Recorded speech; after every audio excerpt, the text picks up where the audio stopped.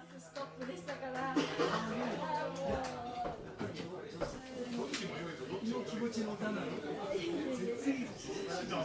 胸を借りるつもりを出していただきました。どちらも良かった。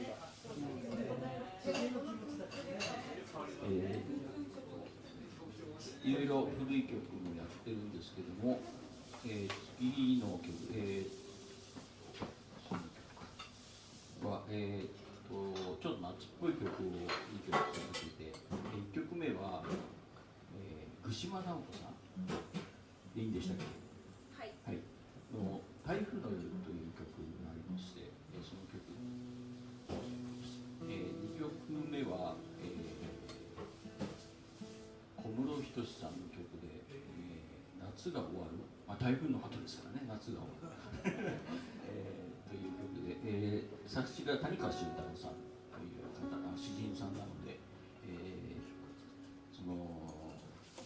この2曲目の「夏が終わり」の詩はほとんど夏の草とか星とか虫とかの名前しか出てこないんですけど、ちょっとだけ違う言葉が入ってるんですけど、それだけでなんとなくみんなそれぞれ、なんかなんかあるというか考えられるっていう、余白がすごくある曲ですね。さすが谷川俊太郎と思います。その2曲を、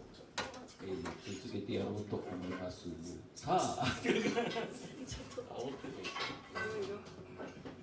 準備。